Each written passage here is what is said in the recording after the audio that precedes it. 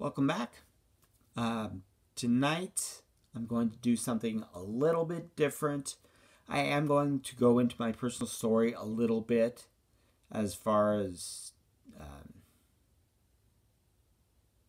letting you know what worked for me and what didn't work. As far as being successful in school or school and in jobs after school as well. First of all, it's important to let people know when you need help and to ask for help when you need it, because it will look better if you ask for help than if you're just struggling and people don't know why you're struggling, but you're just kind of floundering around. An example would be when I was going to Portland State University. I was having some help. I was having some trouble. I was taking a lot of history classes, and those classes are very heavy in note taking, reading, and the tests are not so much multiple choice, they're more essay tests. So there was a little more thinking and processing that went into formulating answers for the questions. And I was really struggling with those classes. So what I did was I went to a doctor to get a diagnosis of a brain injury, and to let for the doctor to say where I was in the diagnosis and be able to take that into the disabilities office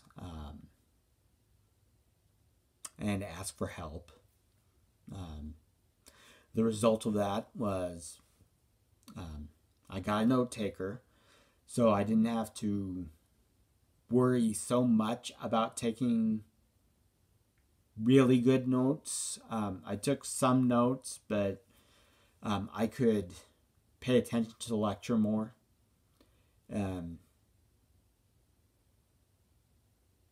It sounds kind of weird, I think. If you're taking notes, then you're paying attention to the lecture. But in my head, the way it worked was I was relaying the information from the lecture into my notes, but there was a step between there as far as processing goes. Well, there were probably several steps.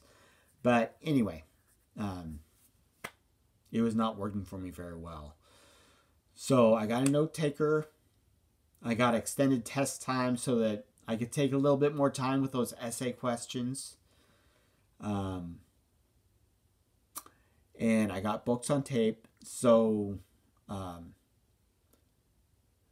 it wasn't so much so that I didn't have to do the reading.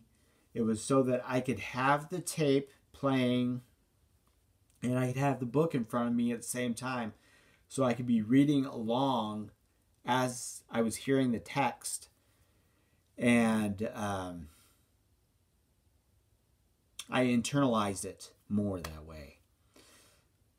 So those three things, the note taker, the books on tape, and the extended testing time, helped a lot. And I did struggle for a long time before, and people didn't know why. So if I hadn't asked for help, I wouldn't have gotten anything, and I probably would have ended up failing out of school. But anyway, that's one example. Another example in work beyond school is when I worked for the Oregon Department of Environmental Quality. I was actually a temporary worker. I worked through a temporary agency that placed people with disabilities. I worked for the Oregon Department of Environmental Quality in the file room. And I just filed all day long. Which, for most people, that would be pretty boring. But I excelled at doing that. I got a lot done by because I could. It was a more repetitive task, so I could focus on it more, and I got more accomplished in a day than what was expected. So, as a result, they wanted to keep me on at the DEQ as long as they could. They kept on finding various projects until they couldn't afford it anymore. After that, I ended up doing receptionist work for the Oregon DEQ. And I did pretty well at that.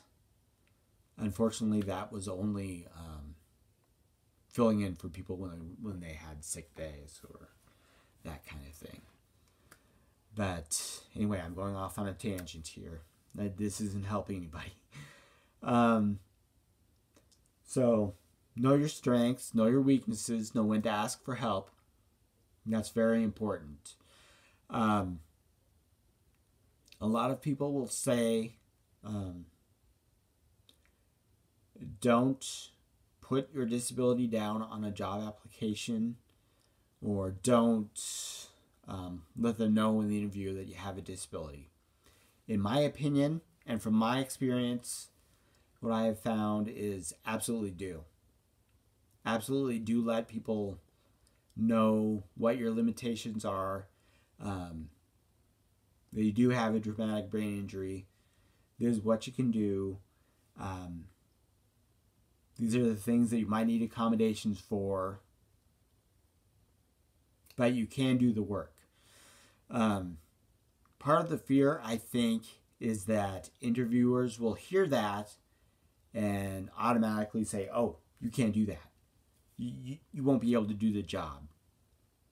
Next interviewee, we don't need you. What I found is if you are a little bit deceptive and don't really mention your disability, unrealistic expectations will be set for you. And you'll be defeated before you even start. So I think absolutely let them know. Absolutely let them know about your disability before you start. It's kind of difficult because TBI, as well as so many other disabilities, is an invisible disability, and people can't see it. So you need to be your own advocate. You need to let people know. You need to let people know your limitations, your weaknesses, your strengths. And then you can move on from there. I found usually if people know, most people are understanding, and you will be more successful than you would be were you not to mention your strengths and your weaknesses and your disability. Anyway, that's my experience.